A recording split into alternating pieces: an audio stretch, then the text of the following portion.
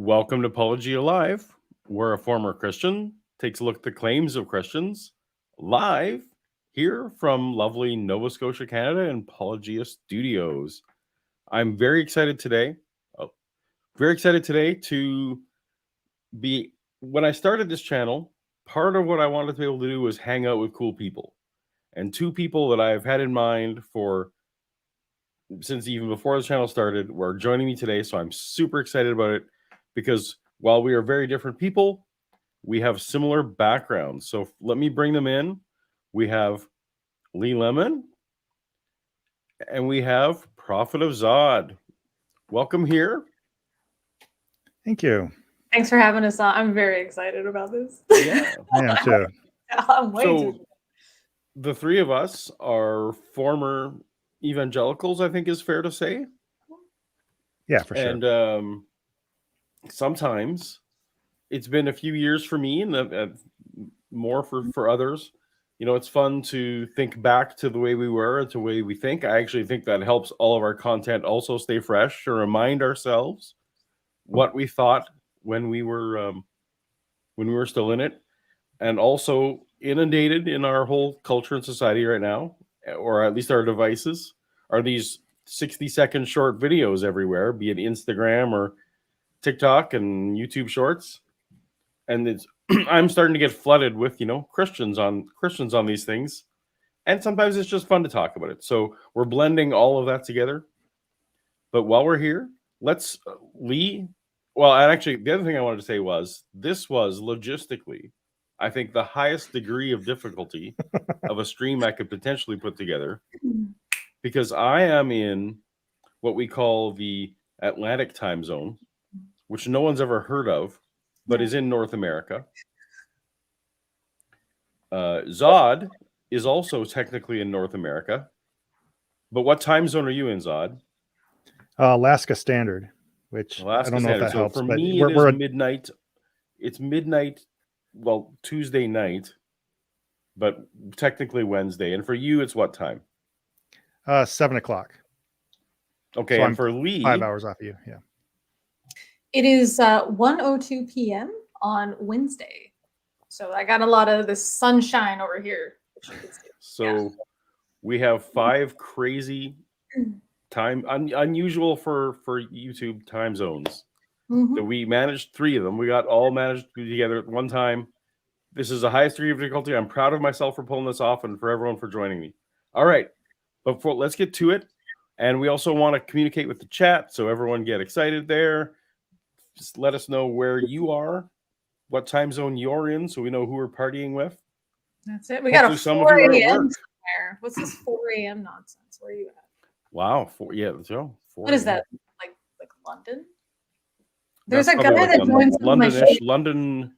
I think London is like 5 hours ahead of me, something like that. So that would be roughly there. Joins it.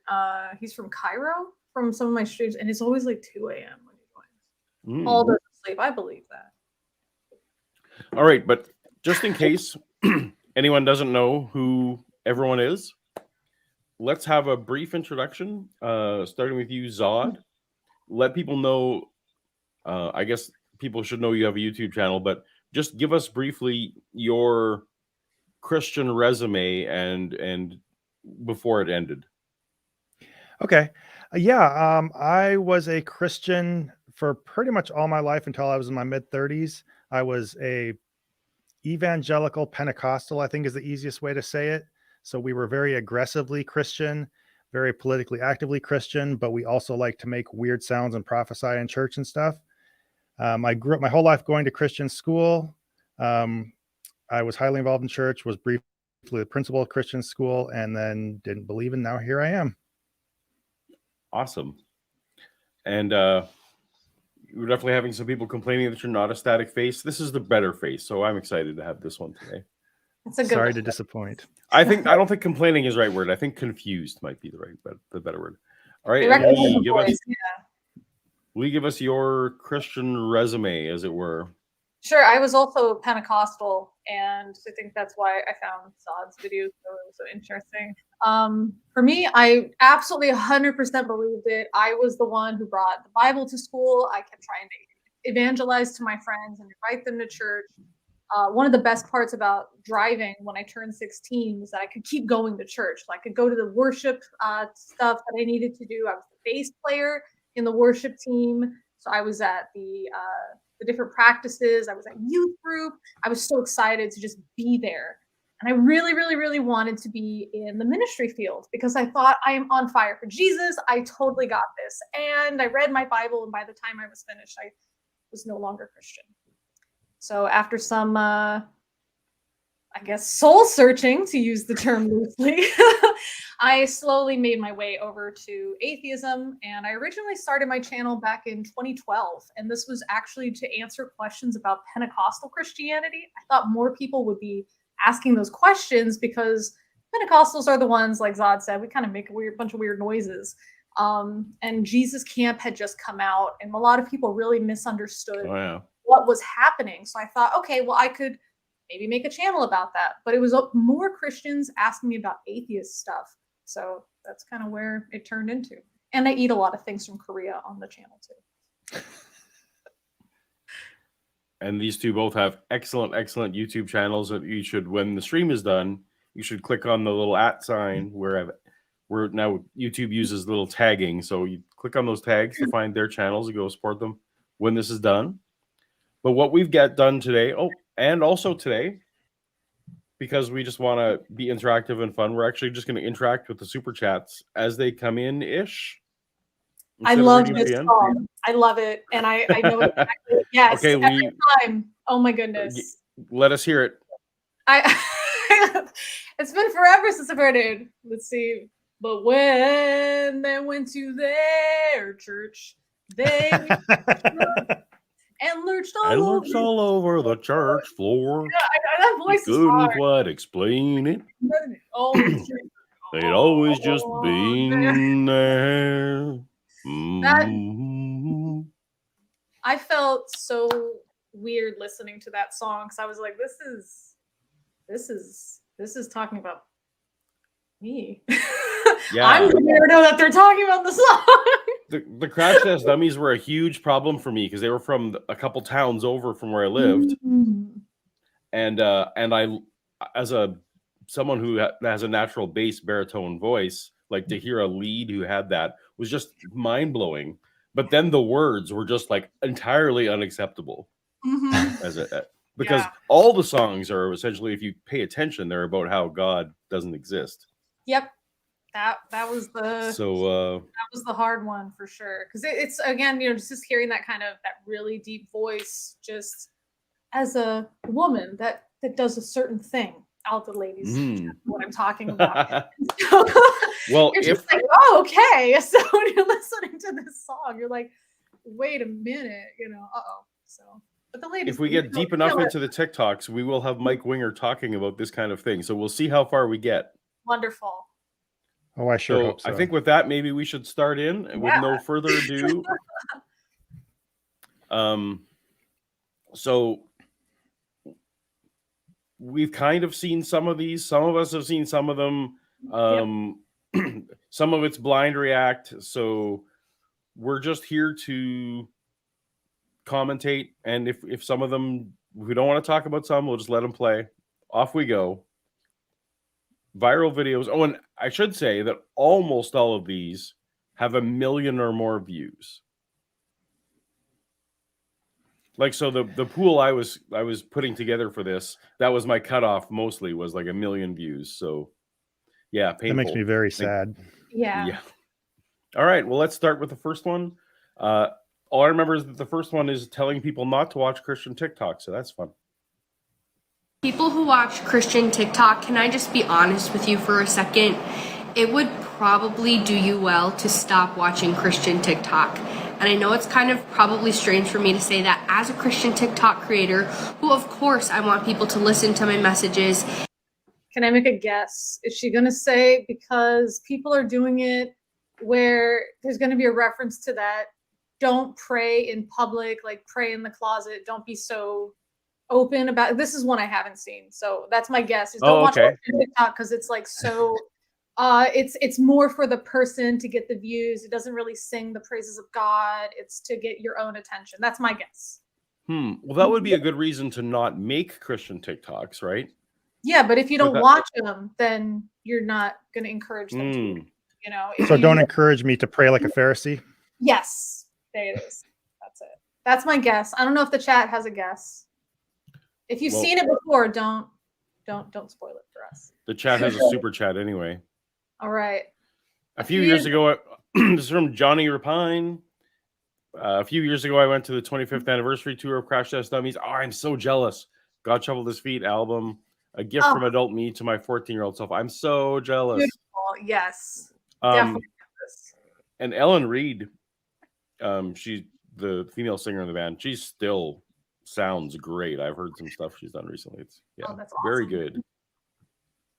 All right, so the predictions are that don't watch Christian TikTok because it's vain, I guess. Yeah, that's it. All right. Yeah. And grow in their relationship with Christ through my page and things like that.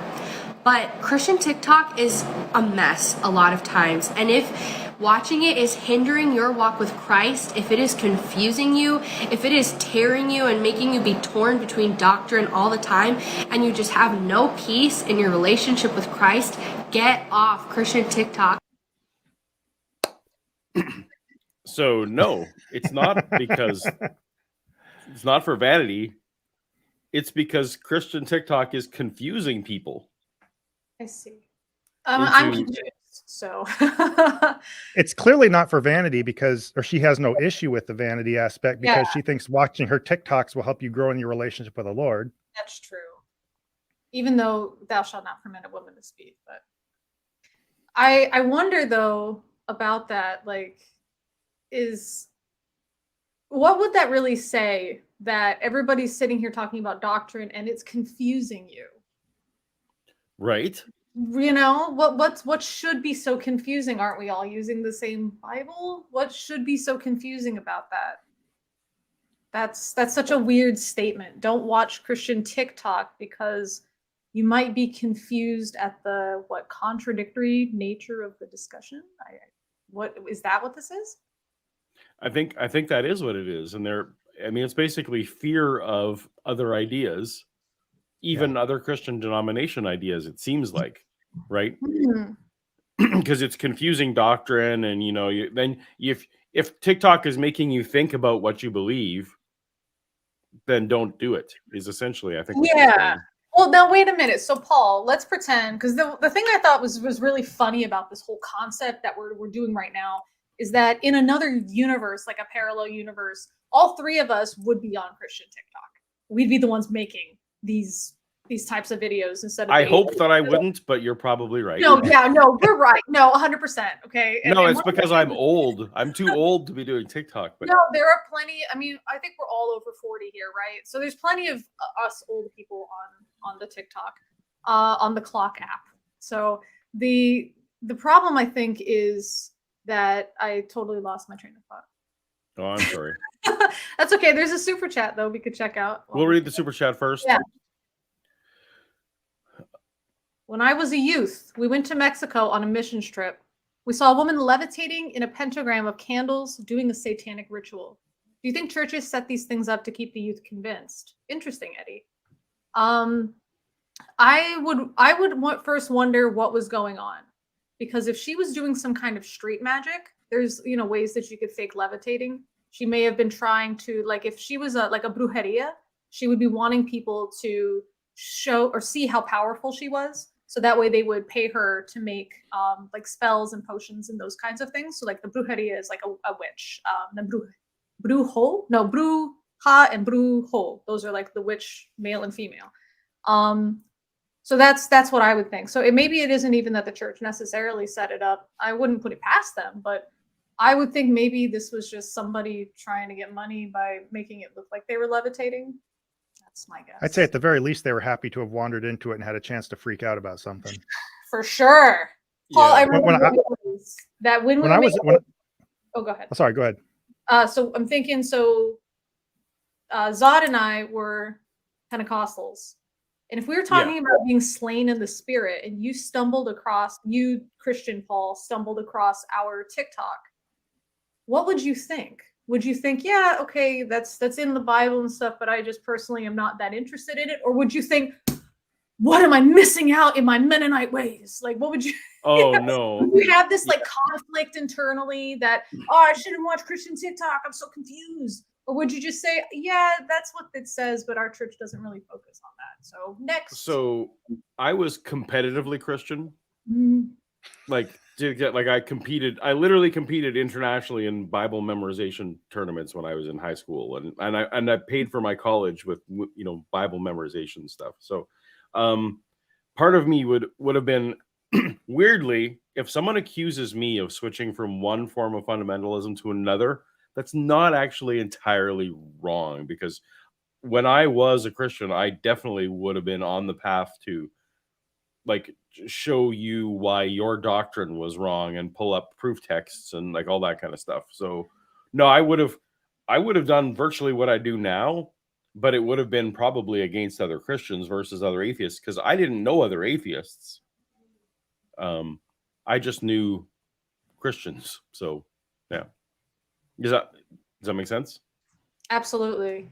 Yeah. That's kind of sad then, that if we were all still Christian, Zada and I would be friends, but we wouldn't be friends with you.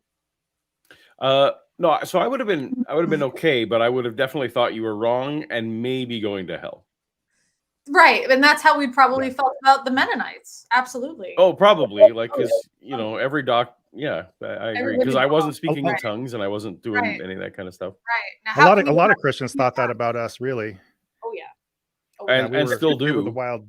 Yeah. Yeah. No, Although it's my understanding that that Pentecostalism is one of the denominations in North America that is slightly growing. That's I think because it's tied itself so much to politics. I think that's why. Or perhaps it's shrinking. I think I need to correct that. It's shrinking at a slower rate than the rest of Christianity. I got you. Yeah. I got you. All right. What was the super chat that we? I think was it on the screen? There we go. Oh, there we go. When my girlfriend went out of their way to find me a copy of the CD, which I got their autographs under each of their individual portraits and their liner notes. I was so envious. Can you share a picture of this with us on Twitter? That's right. Tweet live vicariously. This is great. I love this. I did not expect a crash test dummies. I didn't either. I wasn't expecting to sing on this stream, but that things go awry. That's it. Sorry, I'm 2 for 2 with singing on your stream, Paul. It's true. Yeah. You're the Ham and Egg news episode that we did together. I still think that's one of the. I still want to do another one, and I'll do it properly with a voice recording instead of. All right. I still think the stuff that was on the editing room floor was, of the one that we did, the editing room floor stuff was still kind of gem gold that we should have. We had a good time. We definitely had a good time. All right. Well, let's. And I'm sorry, Zod. I didn't realize when I put up the super chats in the other layout that you're just hidden, so I don't want to do that. Okay. But off we go. Stop listening to so many different people with so many different opinions and get in your Bible and see what God has to say to you himself through his word. I recommend starting in John and Romans. And if you do have any questions, my messages are open. But get off Christian TikTok if it is not helping your walk with Christ. Wow, Black Bible. I love how she says quit listening to all the TikTokers and goes right to your Bible. But if you have questions, come talk to me. Right. That's right. I'm the one that knows it better. This thing that she brought up, I hated this about, we said the same thing. Always you start reading the Bible, start in the Gospels. Mm-hmm. And I just was like, why not put the backstory? What's this about? Is this episode 1 kind of thing where you got to go back after you read all the stuff that you already know about? We start off with episodes 4, episode 5 and 6. That's and then you go back to episode 1, right? Is that what this was? And I was always confused by that. Wouldn't we want to have all the backstory we can to build up to Jesus and how everything changed because of Jesus? right? Isn't that what we want? As opposed to, why are we just reading this? That was my confusion as a Christian. Why are we always telling people to start in the New Testament? That just seems really strange to me. Well, I totally got that from a marketing perspective. To steal a line from Dwight Schrute from The Office, you put the money beats up top. John has, if you're introducing someone, if this is still sales John pitch is the money stage, beats. That's it. John is the money beats. Absolutely. Because it has the most simple layout explanation of how you get saved. It has Jesus being a loving character most of the time. And all the miracles, all the good stuff, he's most supernatural in it. It's a good one. The book of Acts, people are suffering, people are, running from town to town. They're also promising that even disciples can do miracles like raising people from the dead, which like we can't do. So I don't know. Saad, do you have any thoughts? This reminds me of a really old video I made about the premise: what would happen if you just bumped your head and totally forgot the Bible and started reading Genesis on? Oh yeah. Would you find the Old Testament and everything in that to be perfectly acceptable until you got to the Old Testament and found out it got overturned? And so this kind of brings that to my mind. Do they want to turn a new believer loose starting at Genesis and working their way through? Or do they realize that you got to get your feet wet in something that to them makes a little bit of sense before you go read the weird, nasty stuff? See, to Well, me, even if it not makes sense, like what if you just read the Old Testament and really dug it and just said, I'm gonna convert Yeah. to Judaism? yeah, we don't want that to happen, right? Yeah. I Or always decide thought that with the spirit of understanding that God would just show you the right way. Because see, with Pentecostals, everything's angels and demons and spirits and all of this stuff. So you have the demon of confusion and the spirit of understanding. And I just thought this is just the foundational stuff that you should know. It's kind of like you can't jump into calculus without first knowing, trigonometry and geometry and stuff. You have to have that foundation first. And so I thought it was just some of the references, especially that Jesus made, these were references to Old Testament rules. The people he was talking to were Jewish people a lot of times. They were leaders in the Jewish communities. And so some of the stuff he said would not make sense or wouldn't be as relevant if you didn't have that background, I thought. So that's when I said, let's just read the whole thing and be the best Christian possible. I also think there's an ulterior motive with pastors and people like that. I don't think they want you to read all the difficult passages on your own at home. They want difficult passages to be interpreted through either an approved Sunday school teacher or through the pulpit and that kind of thing. Like, I don't see them encouraging people to, read Leviticus at home. So, yeah, that's true. Too young to feel this old. Thank you for your content. Never stop doing what you do. I'm assuming that is for Lee and Zod. Yay. Well, I mean, for all of us. Also too young to feel this old. Chronic pain, because military service, that's not good. Actually, I was thinking to just take 2 seconds to go grab my medicine, but I think okay, 1 sec. I'll take you off screen for a sec. All right, should we I'm pretty sure the next one is very short, so I think maybe you and I can handle this one on Go our ahead and own. fire it up.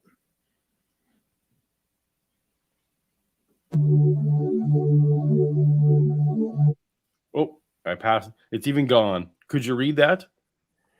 Was it he's Eric back. Hovind saying, "I'm not ashamed to say I'm nothing without God"?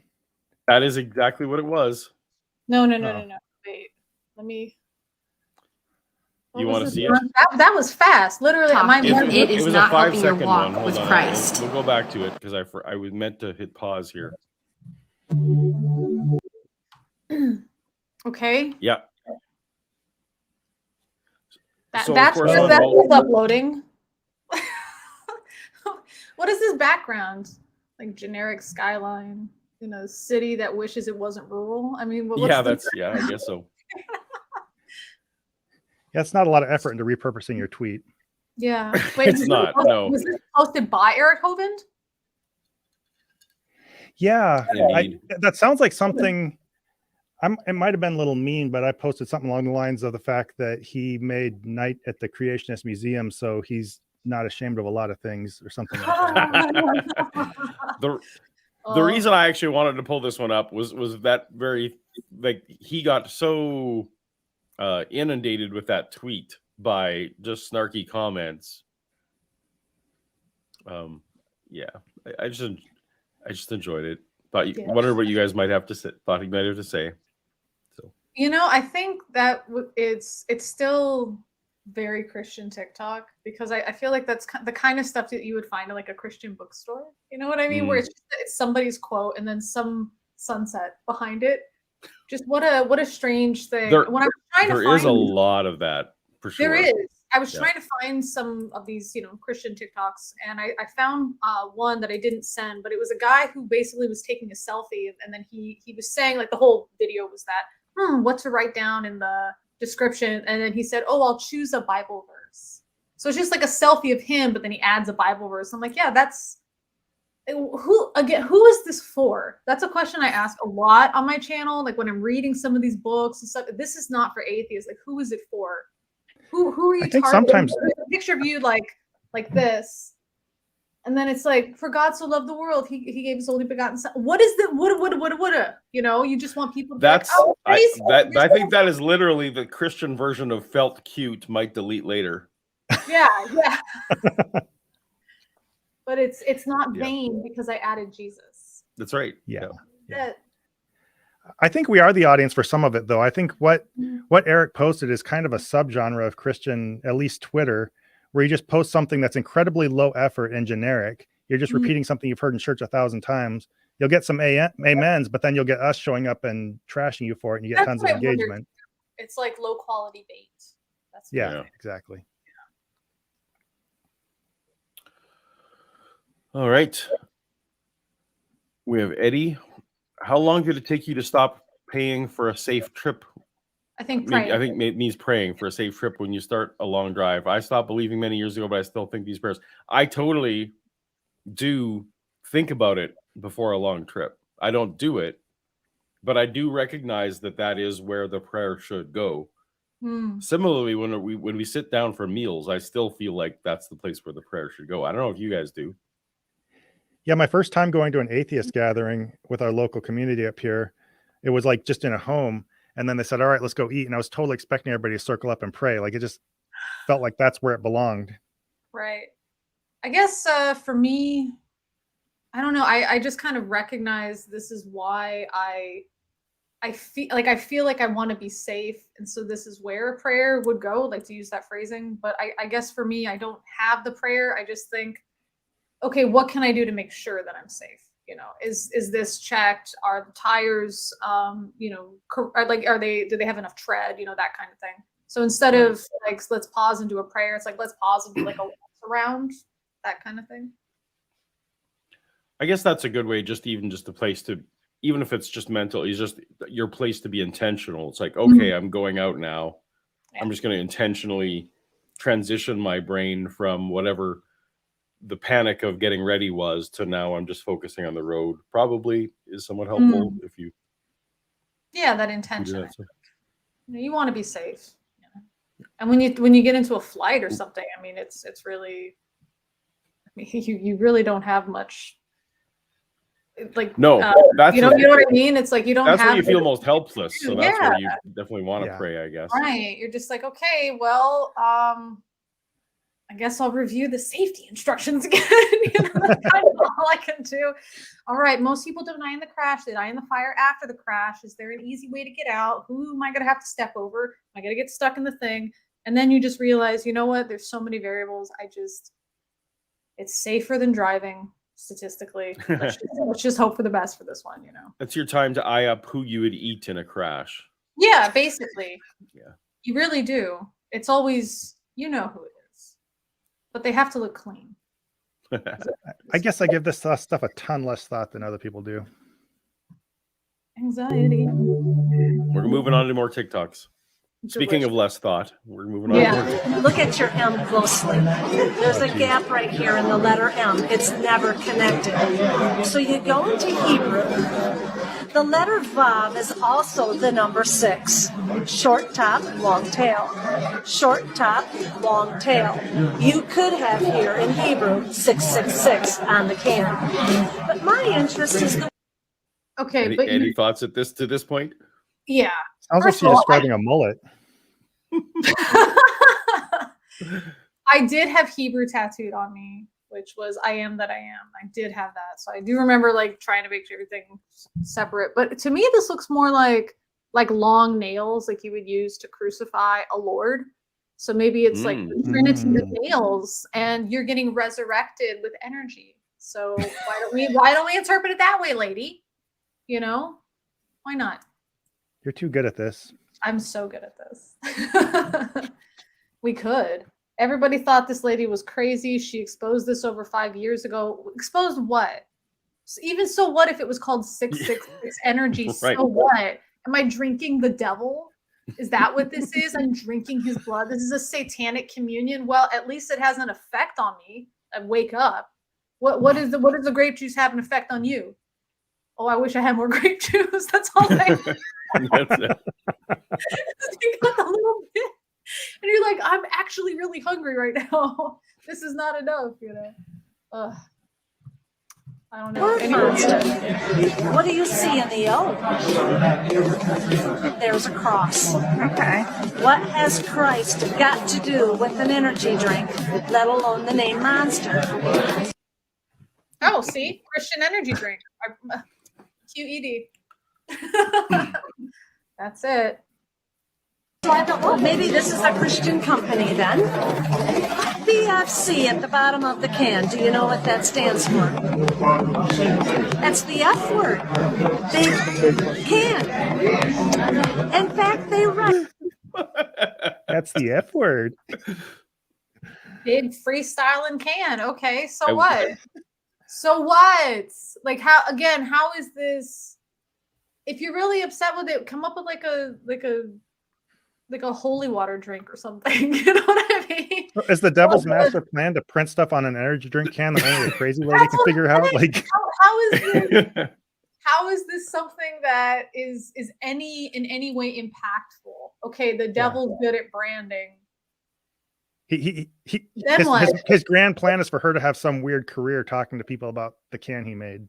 That's it. Is she on Fox News or anything? I feel like she should be. I remember, but in my evangelical days, I do remember feeling like there could be such a category as a Christian company,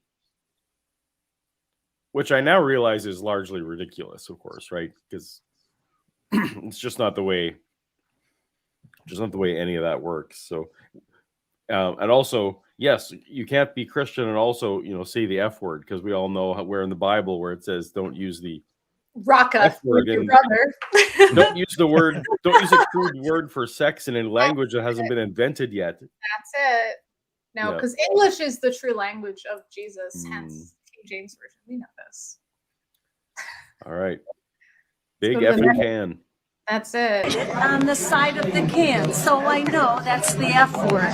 Okay. Now, do you know what a MILF is? Yes. That's on the box. Not you. MILFs dig it, and you will too. Where does it? Okay, first of all, where does I it didn't say want to be the MILF? one to say that, so thank you. Where does it say you're welcome? Yeah, so I would not. But where does it say MILF on the can? Does it say MILF? Is it going to be appealing to MILF? It says MILFs. So what she said was MILFs like it and you will too, is apparently what it says on the side of the box. Well, I'm sure it keeps them slim. It keeps them energized. They can follow their kids around. Of course, MILFs would love it, especially the sugar-free version. I don't see what. So what is because it's got the F word again? What about mothers I'd like to friend on Facebook? What about that? Fellowship. That's it. Mothers I'd like to fellowship with. The F in MILF is for fellowship. Big fellowship can because you can share it with your fellows. That's it. See, again, I wonder if perhaps however you want. This could be an elaborate plot so you can go around to conventions and ask people if they know what a MILF is. Do you know what a MILF is? Do you know what a MILF is? Why? So what? So what? Okay, let's pretend the devil did this. Then what? He's making money? Then you should know not to drink Monster Energy drinks, I guess. Yeah, I guess. Now, I mean, for Pentecostals, this was the idea that like the devil gets in every way possible. So if you play a video game that's this way, you've invited the devil into your house. So if you drink this satanic drink, you've invited the devil into your body. There was a belief that you can't be possessed unless you accept possession. So you have to like somehow invite it in, such as, oh, Jay Richter having Pokemon is satanic flashbacks here. We got D&D is the satanic one because it was on the tail end of the satanic panic for sure. But yeah, Pokemon because of evolution. So anything like that, playing the Pokemon game is inviting the devil. Playing Dungeons and Dragons, obviously magic, witchcraft, inviting the devil. So I guess that's it. But if you're not that kind of Christian, do Mennonites have that idea, Paul? Oh, for sure. Yeah, that you'd be inviting that certain, like, even so for us, we weren't allowed to use playing cards, for example, that had like the kings and the queens and the spades and things like that, because that was too closely associated with occultic activities for us to even have that, which is why Mennonites invented other card games that had different kinds of cards. I'm very interested. Can you pull up Mennonite cards to share with us? So Dutch Blitz, for example, I don't know if you've ever played Dutch Blitz. That's a Mennonite card game. I did not know that. The game Rook came out of our tradition as well. So it's the same because card. it doesn't, because it has no, but the Rook is number 1 to 14. Yeah. And it's just colors. There's no like symbols. Interesting. So no, we were very much on the stay away from the occult, because you never know what you're inviting in. What about the playing cards that have naked ladies on it? Was that something you could do? Well, that would have been fine as long as there's no clubs and diamonds and hearts. Yeah. Good. That's good. Okay, guys, we know that. Hit up the Mennonites with the naked ladies. That's right. Jehovah's Witnesses think that you can bring demons into your house by unknowingly buying a possessed item at a garage sale. Yes, skeptics encounter specifically, or very classically, Smurfs. I know that one. Trying to learn more about Jehovah's Witnesses because there's so many of them in Korea. So. Oh, you got mail. Apparently I need to check my Twitter. Oh, maybe there's the CD. I'll work on that. I'll work on. That's it. Hey, yeah. Sorry. I'm trying to do my best with this damn migraine. I'm trying to do my best here. So sometimes I forget words. I'm sorry.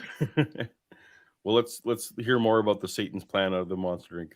This is not a Christian company at all. So why would they have the cross on the can? Here is the message.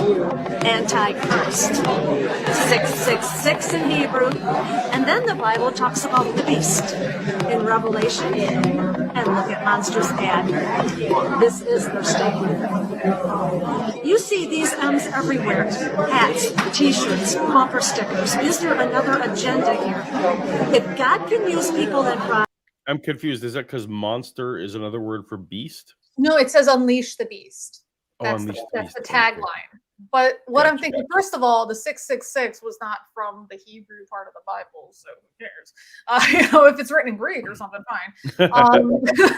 But the other thing is that why would he make it so, like, why would the devil make it that obvious?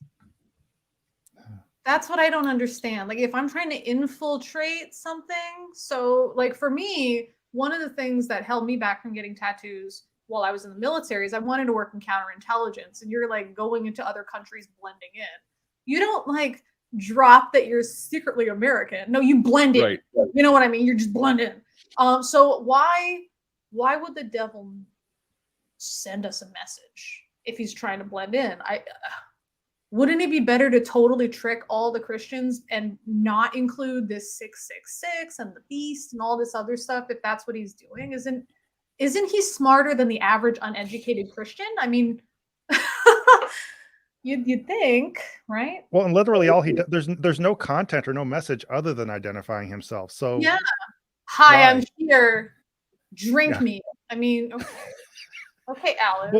What I love is this lady's complaining about how this M is all over t-shirts and hats and everywhere, and she's waving it in front of everybody. It's like, well, good job.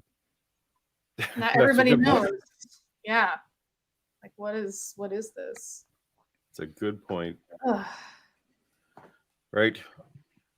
Math Who Pig doesn't? says, who doesn't love naked lady cards? Huge love, Ms. Lemon. I'm hoping that those are unrelated sentences. He loves that I brought it up as for a way for him to advertise to Mennonites. Don't be. Do the math. So can Satan. And look at it this way. Even if the M was not the issue, you cannot deny that that is a cross. And what is witchcraft? When the cross goes upside down, bottoms up, and the devil laughs. Something to think about. Wow. This is how clever Hey, Satan Frank, that's is. good. Right?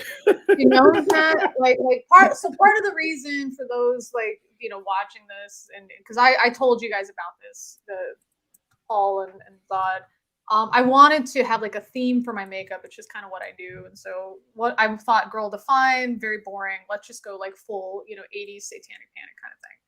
And it's just like I was a goth back in the day, and one of the things that I really hated was this idea that you couldn't be a Christian goth, that you had to support the devil and all of this, because look at all these upside down crosses. And I kept trying to tell people, no, the upside down cross is a super Christian symbol. It's like to show that I'm so nothing. I can't even be crucified in the same way as our Lord. Like I had to keep telling people that. So I still don't understand in this time of unlimited access to learning that people still think the upside down cross is this satanic symbol. It's just So not. according to the Christian legend, did Peter want to have a satanic crucifixion? That was it. He wanted to be crucified for the devil. That's it. Oh, so ridiculous. So Scott writes, that's the saddest statement ever. Think about it. I don't know which statement, though. I don't know either. We don't know what's true, Scott, man. Sorry. Is it maybe that the devil was laughing? I'm not sure. Anyway. Yeah, why isn't it that? Lou Ballard How he said, gets into the a hell of a drug. I agree, Lou. I agree. Christian home and a Christian's life, and it breaks God's heart. It breaks God's heart. All What's your favorite Bible verse? Ready for one more? Sure. Psalms 37:4. If you delight yourself in the Lord, He'll give you the desires of your heart. And why is that your favorite? Just because it doesn't say if you serve the Lord, if you're obedient, if you get to a point where you really desire Him and you really make Him a priority, God loves you so much. He's like, I'm going to give you the desires of your heart and blow your mind. So I feel like it really shows us the depth of the love He has for us. Is it like if I make you a priority above all else? To me, that sounds like a condition to the unconditional love. I don't know. Anybody else? Well, go ahead. John, did you have a thought? Before I jump in. Oh, it's nothing big. I just always took it to mean that because it's saying if you desire God, He'll give you what you desire. So basically, you're getting me no matter what. So you might as well like it. I like That's it. what I was. Okay. That's totally where I was going with this. Is like, I yeah, got That's how I even took it as a Christian. Yeah. if you desire me, I will give you what you desire. But otherwise, you're on your own. You better get used to me. Should have watched Christian TikTok. You see, we're getting two different messages. I'm getting lost in the sauce here. J. Victor, my favorite hidden satanic message is the one on the Coca-Cola logo, which supposedly says "Allo Diablo." Oh, "Allo Diablo," hello devil, backwards in Portuguese. Okay, that's new to me. I didn't hear that one. I like how like international the devil is. He's using Hebrew. He's using Portuguese. I mean, bless. I'm ashamed to say that when I was younger, I fell for the Procter and Gamble email. Have you ever heard of that one? No. Or they said Procter and Gamble had like a 666 in the shape of a horn on all their stuff. Wow. I hadn't heard that one. No. I guess I'm the only one who's aware of that one. The debit cards being the Mark of the Beast. Did you guys get that? Oh yeah, that was huge. That they still have signs like that sometimes. Some of the Christians here in Korea. Absolutely. Yeah, and I was blessed enough to see it when I visited Japan once. That was incredibly pervasive enough that when I moved out to Nova Scotia, and Shannon let me know that there were some Mennonite communities around here, I kind of got excited, and they were kind of infamous around here because they were the ones causing most of the COVID cases.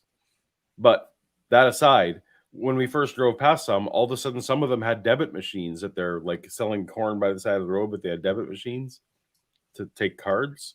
And I was immediately reverted back to my evangelical self. That's the devil. You can't that's not okay. You cannot take plastic, a Mennonite thing. But Lou Ballard mentioned that didn't stick out to me because everything was the Mark of the Beast when I was younger. Yeah, that's true. That's something Lou Ballard is saying here, that barcodes were of the devil. Do you guys remember, like, it's got a hidden yep, there? absolutely. That's it. Fair enough. Johnny, once again, thank you, Johnny, for another $5. Speaking of the Magic the Gathering and Nekabady cards, one of our local players uses the semi-censored Vegas escort flyers as token creatures. Okay. I love it. That's perfect. I love it. What kind of deck is it? Is it a goblin deck? An elf deck? Oh god, those elf decks. Someone needs to use those flyers for something other than being on the street, so that's good. Yeah. That's a good one. Monster Monster Energy Moment is getting a little cross. Ooh. That's it. We got any other TikToks in the pipe? We do. We got more. The Procter and Gamble boycott. Eli is affirming you there, Zod.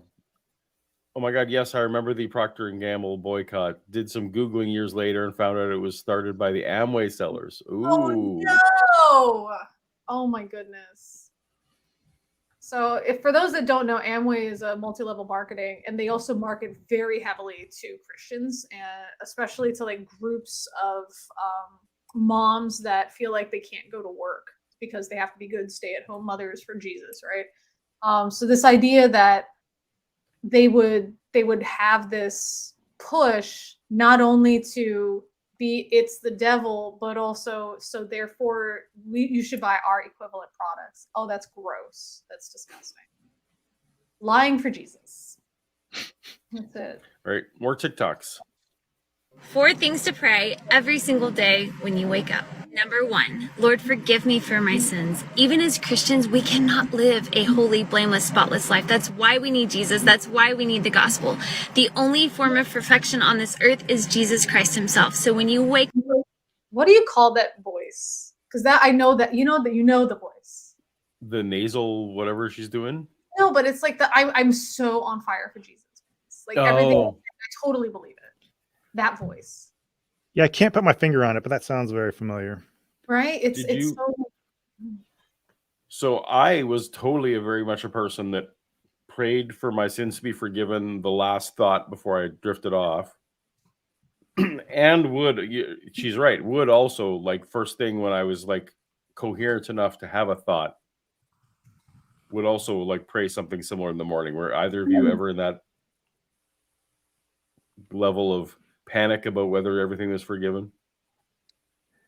Oh yeah, always worried about because you're supposed to pray 7 times 7, 70 times a day, something like that, because you're constantly in a state of being human, so you're constantly in a state of being just like a disgusting sinner. I mean everything, just how I don't know. Yeah, you're always worried about this stuff, constantly worried about this stuff. You know? Yeah, I had my series of salvation prayers. I wasn't as much a throughout the day prayer, but until I became a teenager, I think I did my share of salvation prayers just to make sure. We also had like, instead of, oh, there's a monster under the bed. No, sweetie, there's not. It's Mom, I heard something in the closet. Yes, that's the devil. So you need to pray because otherwise he's going to come get you. So it's like, great. Now it's constantly praying about this. So yeah, repent and turn from your sins multiple times a daily. Yeah. Very like Muslim. Maybe we should pray that your eyelashes don't get put on crooked. How about that? All right, Jesus, still my hand. You know, Jesus, what is it? Jesus, take the wheel. Jesus, take the tweezers. While we're putting it on. You know, I don't know. Like, there's just such it's like a Christian look, and this is it. It's called like Christian Girl Autumn or something. It's just this generic kind of look, which, you know, of course I say because I'm very jealous I can't achieve this look, so that's okay. Of course. What else we got from her? Start it by repenting and turning to him in prayer. Number 2, Lord, examine me and uproot any evil in my heart. By praying this prayer, you are asking the Lord to come into every crevice of your being and convict you where you need conviction so that he...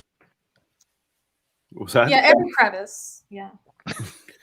Just see a lot of these, all the ones I browsed through, maybe it's just my mind, but at least a third of them had some kind of "that's what she said" in it. Some of them feels okay. There's the one we all know he did it on purpose. I don't know if we'll get to that one, but I also really don't like this one because this was another one of those, what if I'm sinning and I don't know that I'm sinning? And it just really makes you really scared that you're doing something so wrong, you know. So this, but why would you have to ask? Doesn't God know that you're really trying? Doesn't he know your heart? Why do I have to beg him to do this thing? Like, if I say, Jesus, help me, he should understand, help me in every possible way. Why do I have to say these like 4 separate things? Like, okay, help me this way, Right. help me this way, and then also this way and also this way. I mean, this is just what this is magic, isn't it? It's things happen because I say a certain phrase a certain way, you know. So we prefer the phrase prayer calculus as opposed to magic. Okay. I like this. This is whatever you find the magic, not the magic. You find the formula to get what you want, and That's it. Some joke about biggest, sign and sin. I can't. One of the biggest things that bothered me is this is all just a huge distraction from constructive behavior or self-reflection. And right. That even bothered me a lot as a Christian. Like I don't know, maybe I was too practical as a Christian, but I thought too many people were too caught up in nailing the magical spiritual part of your behavior and all this stuff versus just getting to the root of what you could do differently and trying to change it. Yeah. And that's where a lot of these people, I think, just live roller coaster train wreck lives because they're being led around by their intuitions and seeking inside themselves for some little thing that's a complete, like, black or white, ruins you or doesn't magical stand on your soul, where you should just be reflecting on how to make yourself a better person and have better habits. For sure. I think that was one of the things that it was at the point where I was, leaving Christianity. It was a few steps of a process, and along the way I just kind of stopped caring what was in the Bible because I thought all of the people in the Bible that I looked up to, like Paul, and then now this Paul, but like Paul, I thought he didn't have a Bible. Why should I read the Bible? Like, obviously, God can speak to me through a burning bush if he wants to. I mean, this is still the same God yesterday, today, and tomorrow. He can still communicate with me. Why do I need to read what somebody else wrote down because they felt it was important? And then some guys came together and put these particular books together because they felt these books are important. And now that defines my walk with God. I just thought that was a really weird idea. So I just thought, okay, what if I just communicate just with God? And that's when, it was more of a reflecting on how I am as a person, how I interact with people. Is it really for me to judge someone who's gay or something, for example? I guess not. There's See, I don't think they're this is the kind of TikTok that would be confusing the young Christians. They should not hear. Devil, don't you see? I've got Don't be telling people that it's okay not to read the Bible. Exactly. Can't read it. Youthifying video filter is the mark of the beast. Is it? I don't know. Okay. Is he saying that all of us? I think that might be a joke of sorts. I don't know. Is she using the youth filter? Oh, maybe he's saying that perhaps this one's using the Youthify. My eye isn't that good. Her makeup game is really good. Yeah, I don't have my glasses on. I don't know. All right, let's see what number 3 is. He can lead you in a way that glorifies him and him alone. Number 3, and I cannot stress this one enough. Lord, silence any thoughts in my head, any voice in my head that is not of you. Satan comes for our mind. He comes. So if she's hearing voices in her head, the concern is which ones are the good voices. That is correct. We're in Yeah. some I kind think of, this is an extremely inappropriate approach to the problem. This we're in one some kind of really split hurts. situation. Yeah, right. Which one is it? This one hurts too, though, because I had a million questions, because that's just who I am. And as a Christian, it's the same thing. So I had a million questions about, okay, well, if God works in mysterious ways, how do we know this is an example of that? Like, what if it's a thing where I have to step up and do something because it's just life, versus this is something that God is telling me. Like, if, for example, if I tried to get into college and I didn't get into the first choice of college, should I go back and try again? Or is this an example of God working in mysterious ways? How do I know? And when I would ask questions like this, it was never really answered. And we'd eventually get to that, God works in mysterious ways. Yes, but how do I know? And then it was, I rebuke you in the name of Jesus, because that's satanic. Just the question. And I had to keep trying to emphasize, I'm trying to be a good Christian. Like, I'm trying to know how to navigate my life, and then being rebuked, So this idea of any question that comes to your mind, questioning dogma, oh, that's the devil. Just Right. rebuke it, Yeah. It's disgusting. I don't know if anybody in the chat has had that problem. Somebody giggitied, because Satan comes for your mind. No thoughts allowed. Exactly. To haunt, taunt, and destroy us in our thoughts, in the way that we think of ourselves, in the way that we think of others. Let's not forget, sister, that you have the authority through the Holy Spirit inside of you to call off those dogs. And the last one, number 4. Lord, please send me divine appointments that are of your will. By asking this, you are asking the Lord to put people, situations, or opportunities in your path that day that are his will. Let me say that again. Main character syndrome. That one's gross. That one's so gross. So gross. Let me tell you, when my sister died, I had people in my comment section telling me that she had died as a message to get me back to Jesus. Jeez. What the hell? Like, so her children are suffering, our family is suffering. The way she died was not quick and easy. And all of that was because God can't communicate to me well enough. That I just find that type of thinking disgusting, that these people are coming to me because it's like some weird chess game that God is playing. They're not people, they're pawns. And I don't have to treat them like people, they're appointments. If I can get a divine appointment from the Veterans Hospital, that'd be good too. It's just so gross. It is. You're right, Darren. Thank you. You're right. I was so disgusted by that. Just, it's because they're like, don't you want to see her in heaven? Of course. Of course.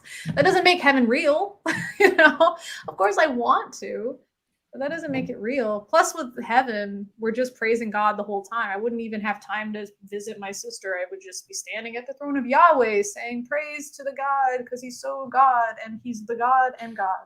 That's all we're saying, This is nasty. Christian TikTok nasty. Yeah, that was like the last Pentecostal church I went to. That divine appointment thing reminded me of that. Like, even back then, I was like, don't wait for an divine appointment, or don't pray for one. Go make good things happen. Oh, ye into all the world, right? But to go so far as to use a situation like yours to try to proselyte, that's just disgusting. Oh, I've never. Yeah, when I got disabled too, again, military is great. Yeah, I had it's people. less extreme, but my cancer was the same thing. I believe it. Yeah, and what happened with Vice Rhino and his wife? Yeah, it's a disgusting. I get that appeal to emotion can be appealing, but time and a place, man. Time and a place. Because why would you say that this entire separate human being, like, to use Vice Rhino's wife, that her and all of her individuality and the way she impacted everyone, that's just a tactic for God to mess with you? This like, what is the point of life in the Christian worldview? It's so gross. It's so gross. And then how do I know I'm not somebody else's appointment? Yeah. That I'm not just being used as something, right? So this whole life I'm living in this atheist journey and whatever. It's just so somebody else can witness to me or something. Right. With hell as the prize at the end. Right. And that's what it Yeah. says with I forget exactly which book it's in, but does the clay, like who is the clay to tell the potter what to make of it? This idea that That's C.S. Lewis, right? I think. No. It's in the Bible. Oh, yeah. The potter cannot tell the clay what to do. It's the potter's choice. So this idea of free will, I never thought was biblically sound, because it says right in the Bible, God just does whatever he wants. Even with Job, he did all the right things. And then God just did whatever he wants because of his own side thing that he was doing with Satan. So then what's the point of our life, And I had such a hard time with that as a Christian. I'm sure you guys have heard the phrase that life is just a blip in the eye of eternity. So you got to make sure to work really hard. This life that seems so important and these experiences that seem so important, they're nothing because eternity's so long. You got to really work hard to get into heaven. Well, if God knows everything and he knows where I'm going to go, then why are we even in life? Why are we suffering and having all this hard time? And then just for some of us to go to heaven and some of us to go to hell, why not just create us in heaven? This just seemed very strange to me. As a Christian, I had a really hard time with it. I just wanted to die so I could go to heaven. I don't know about any of you guys, but that was half the reason. Sometimes that crossed my mind. Yeah. As a Christian, I always had at least a gut level feeling that people were saying this stuff to their advantage usually. Because God's obviously not involved in the situation. So somebody always, even if it's not a conscious level of control, there's something that works to somebody's advantage when they say something about a divine appointment or about you just being a potter in the hands of the clay. And then that's usually followed by their interpretation of what the potter wants you to do. That never sat right with me. Yeah. Really gross. Let's All right, check. Zada, you ready? Zada, you ready to explain the Trinity to people? Please explain Jesus being the Son of God and God at the same time. Never got it, even as a Christian, and also as the Holy Ghost. 3 gods? Okay, well, see, there's an ice cube. It's right. I don't know. It's an incoherent concept, and people can come up with metaphors that explain part of it, but it never really gets to the bottom of what that would actually mean. The two I heard were that there's like 3 angles of a triangle, and by themselves, none of them are a triangle, but together they are. So that was what I had heard. And then also there was the idea of, what was it? Oh, in the 9th dimension, 3 three-dimensional objects can coexist at the same place at the same time. That was one of the speakers in our youth group. I guess he had done something with physics. I think that was his thing. He just came to speak. He wasn't a pastor. He was just one of the elders in the church. Didn't really do much with the youth group, but that one day he came, and I thought, whoa. Blew my mind. And then I thought for another second, well, wait a minute, God is not a 3-dimensional. So that doesn't really need to make sense. But then I also thought, well, wait a minute, maybe math can get us to, and I went down this track of like math leading us to God, like the Fibonacci sequence and the golden ratio. It's like the like God is the engineer and this is his code, That's way that's So basically, it was like the Dinesh Souza quantum thing or whatever. You just use science words and tell people. Yeah, like the Deepak Chopra, quantum. Oh, yeah. Sorry, I get those people mixed. Yeah, even though I'm a medical doctor. Well, the triangle thing, the 3 corners and like the 3 corners each being an angle, but they're not a triangle until they're together. Yeah. Like those are not only superficial, they're counterproductive to the point, because are God, the Holy Spirit, and Jesus not complete people until they're a Trinity? Mm-hmm. Like, whole contradiction there, that these metaphors only explain part of it, and then they undermine the other part, and people just glance at it and say, okay, and walk off. And I always thought of it like they have their different jobs, their different appointments, but then that would always bring me to the next question of, well, why would they need to? Like, Yeah. Jesus is here to communicate X, and Yahweh's there for Y, and the Holy Ghost is there for Z, or Z. And so why don't wait? They can all just why would they need like 3 pieces? Like there's that I just think the most logical explanation is a bunch of Christians were arguing about the nature of God early in the history of Christianity. yeah. That's Yeah, one Paul's way. done a lot of work on that, just talking about the early church. Well, even now, the exact nature of what was, is it adoptionist? Did Jesus become God? Like there's lots of different ways of looking at that even now. So, all right, Scott said that was sorry the Eric Hovind statement. So he was saying the super chat was relating to how stupid Eric Hovind's statement was, that he's not ashamed that without God he's nothing. So, Well, So now we're I don't want to be that guy, but what else can Eric Hovind do? well, I mean, like it's because it's like, okay, well, I also played music, right? And so without God, I could play music. Like I got a bassoon scholarship and helped pay for part of college that way. Like that's something I could do, and without God, I could still build. Like I was a combat engineer in the military, so without God, at least I still had this skill. I wanted to use it for God. I wanted to build homes in these war-torn areas and preach the gospel, right? But even without the gospel part, I could still do a thing. What could Eric Hovind so do? this is where it's going to flip. I don't know if you know this, but I'm like friends with Eric.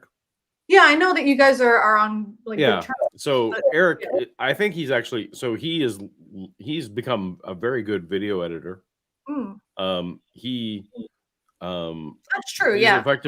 he effectively manages a number of properties out there. Like he's a property manager in that way. So that's what he would do then. And but I also think he's an incredibly effective communicator. Like if he was communicating, like he could still be a Christian. If he was communicating social studies or math or something, like I think he would probably make a good school teacher. And you can tell like when he's done like work with you, like you can tell he's really trying to answer your questions. He's not talking down to you or anything. So that's I mean, is he really nothing then without God? Oh, I see your point now. You're saying that yes, that you're not trying to make fun of him. You're trying to say, are you really nothing? Yeah, you're right. No, he has got skills, Absolutely. Yeah. That's the thing. So is he nothing? And that's such a gross way to view yourself, that everything we do is because God, and there's nothing that I can accomplish on my own, and that I'm nothing. I mean, it sounds very abusive. That's a very abusive relationship, I don't know. Can I say that word on monetized videos? Sure. Okay. It's useful for humble bragging. Oh, yeah, that's true. What's this? So that's a crash test dummies Okay. autograph. I was like, is this the next TikTok? Oh no, it's yeah. So thank you for sending that. That's cool. I'm envious. Oh, it's brilliant. Thank you for sharing. It looks great. Oh, I'm scared. J. Victor writes, once I heard that the reason a gay new convert died gruesomely was because God was sparing him from falling back into his old sinful life. Okay. I want to vomit. Oh my goodness. That's horrifying. That's horrifying. Then kill us all. Well, I have actually posed that question before when I was talking there was some apologists who were challenging me on whether or not I would really consider death or not, which was stupid. But it was only like my life would have been better off, like in light of eternity, my life would have been better off, or any of us, frankly, if God had taken us while we were believers, right? Oh yeah. So yeah, for sure. An Ice Cube, that's modalism. Heretic, yeah, that's true. That's the favorite modalist. All right. Eric Hovind is an anagram for Vice Rhino. Ooh, well. That's true. Alter ego. That's it. That's true. It's the 2 different voices in your head. His will, not your own, meaning that it might not always be convenient for you. But let's not forget your sole purpose. Our sole purpose as Christians here on this earth is to glorify his kingdom, to be a vessel for his will, for his kingdom. Okay. All right, so we're a little after the hour. Do we have time for one more, or are we? Yeah, or I'm up should for, we I'm sign up for off? one more if you guys are. Yeah. Okay, It's yeah. well, let's see what we got. The greatest version of you Always very is not the I can do anything version of you. The Come greatest on, version of you is the disciplined version of you.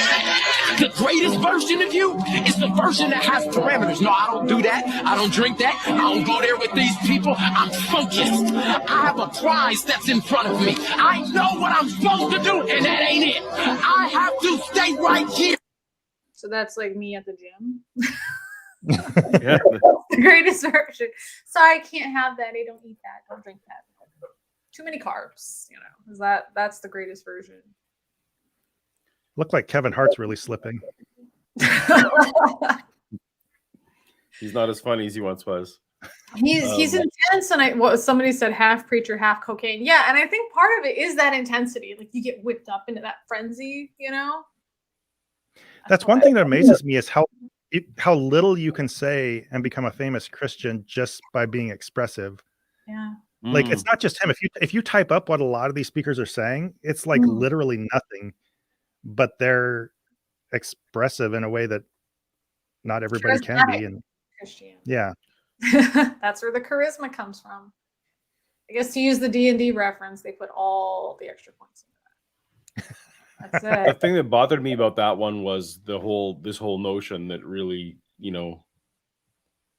a pastor from the front is essentially saying, when we control you, when you submit to the way we say you need to behave, that's when you are your most yourself, right? Yeah. Like it's a very disturbing message. all that stuff gets really dark when you realize that's literally what it is listening to other people instead of God. Yeah, that's true too. Yeah. I mean, All right, even that's if not a good there one to is- end on, so we're going to see what the next Yeah, one is. no, for sure. But I mean, even if there is a God, how do I know this is what he wants for my life, or she or they, right? How do I know this is what it wants for my life? I'm still just listening to some guy. So even if there is some kind of deity, I should still try to communicate it with it on my own terms, as opposed to listening to this guy. We were always told in church you should read your Bible and should study your Bible and do those daily devotionals, because church is the fast food. This is just the easy to eat, the packaged version. It's set up for you. But you should be doing your own home cooking. That's what we were always taught in church. I don't know if anybody's heard that before. Yep. It's I like it. I like that idea, but a lot of people do, Uber Eats. So that's it, man. CTD. Too bad Brad seems to have gone off the rails. The vid crash test. I mean, the vid crash test dude was pretty sad. Okay, I don't know if that was referring. I'm not sure the crash test dude. Maybe the crash test dummies. Crash test dumb. Oh, maybe it's supposed to be crash test dummies. Yeah. Song.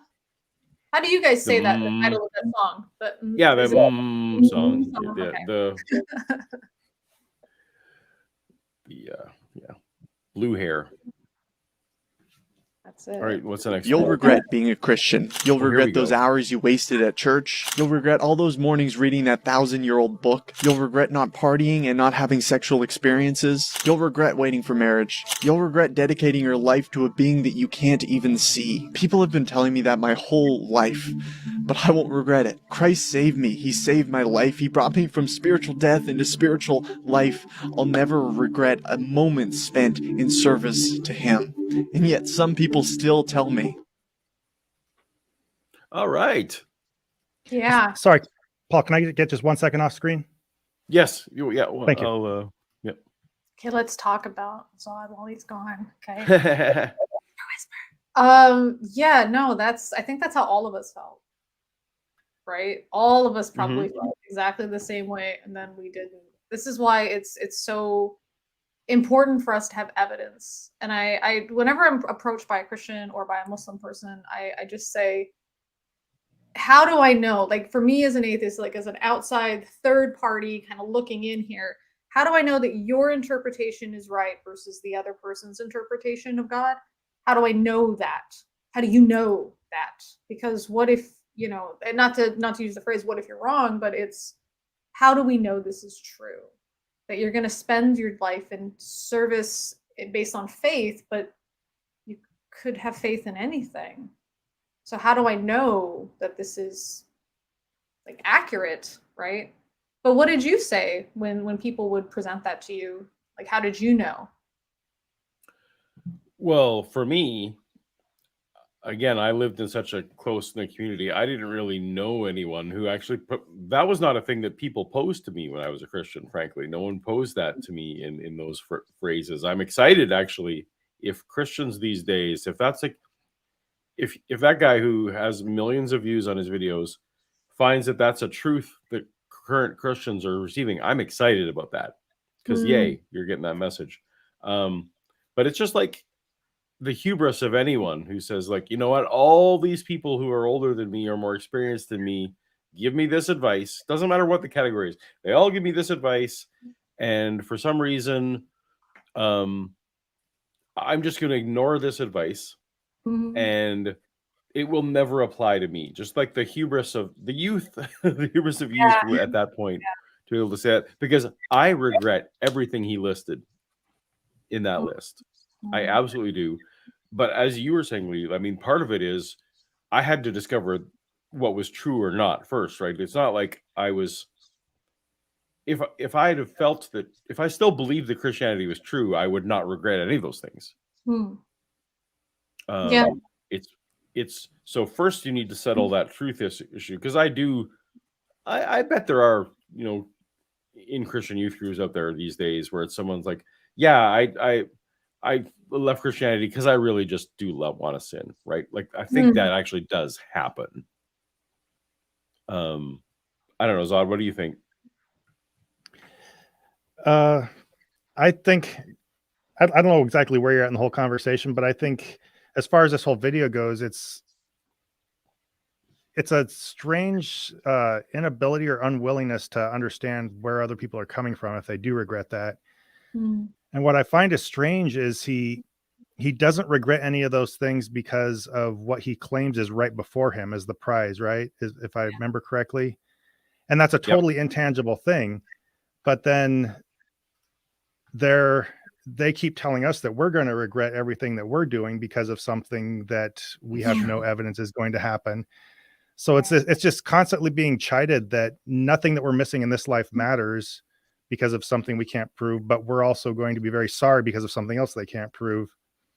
And it's kind of just insular on purpose. It's one of those many things that I think just makes at least fundamentalists ill-suited for conversation with a lot of people, or is at least meant to insulate them from it. Yeah. I think for me, I don't necessarily regret the fact that I was Christian. I see it as one of those things that if I dwell too much on it, it'll just bother me. And there's nothing I can, like, I can't go back in time to fix it. So it just is a statement of fact, But what really bothered me was the fact that I could be so convinced of something that had no supporting evidence. And that really bothered me, this idea that as logical and evidence-based that I like to be, I felt like I had that. And it makes me wonder, what are some other things that I could be taken into? And so I remember when I left Christianity and I left religion altogether, I got really like hard against everything because I just really did not want to be taken advantage of again.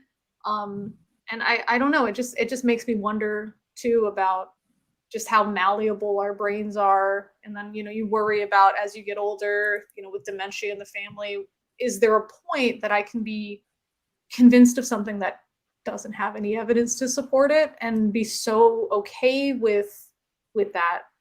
I remember I had a video that I did with another YouTuber named B Milzabub, and he had asked me a question. I forget exactly what it was, but I realized if I had been born in a Muslim country, I'd already be dead because I would have been a suicide bomber already. And I thought I would be so willing to do that, oh my God, to use the phrase, I really hate that my brain was hijacked, I guess, if I can phrase it that way. I really hate that. So for me, it wasn't so much the experiences that I had or didn't have. It was more that I totally bought into it, hook, line, and sinker. I was ready to dedicate my life to this. And it could have easily just have been Islam. It could have easily been Hinduism. And that really, it doesn't sit well with me at all. That's the part that's just makes me sick to my stomach. Ugh. Gross. Yeah, I would add that I don't really regret anything myself. I'm happy with how my life turned out, and weird as it sounds, I'm happy to have had my religious experiences, because I simply just wouldn't be the person I am without them. Like, I wouldn't recognize the person that didn't have those experiences. And I'm interested in a lot of things now that I wouldn't have been if I'd never been religious. So it's kind of a trade-off, but I'm happy with where I'm at. But I'm not happy with all the young people, especially now, who are still locked into that, and you don't know where it's going to take them and if they'll turn out as happy as I've ended up being. Because for many it's not a happy. No, it's really not. And it's not a good place to be at the time. I was very miserable a lot of the time back then, and very nervous about things that are absurd, but you don't know that when you're a kid. Absolutely. And you're constantly worried, and it's like, as much as you want death, you want to just be hit by a car as you're walking across the street so you can go to heaven. At the same time, what if I didn't pray enough that day? And I got hit at a time when I accidentally committed a sin in my head, and thought crime sin, and then I go straight to hell. Oh my gosh. And so you're just, it's just spins out of control, I think. And I think that's what they want.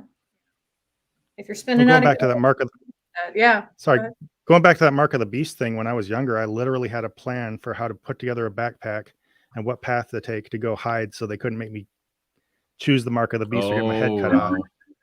And that's the kind of stuff they put into kids' heads. Did you have a stockpile of food in your house? What's that? Did you guys have a stockpile of food in your house for when the mark of the beast? We did. It wasn't for that. Okay. My mom was just generally a planner, but it wasn't for that kind of thing. We had that for the mark of the beast, and we thought that, like, with Y2K, that was going to be when this took start. It's sort of like how people think with the pandemic. It's like, oh, that's when they're going to come and infiltrate, right? So we thought they're going to do something with the computers, and then something mark of the beast in your right hand or your forehead. So we had all of this food stockpiled, so that way we wouldn't need to go buy anything. Wow. Yeah, lots of soup bought on sale. Campbell's, that I can't see those Campbell's, like, thick and chunky, like, big cans of soup without thinking, yep, this is doomsday preparation. Nice. That's it. All right, Colin Baxter writes, I'm here to call this live chat to repentance. Sarcasm, just hi. Hello.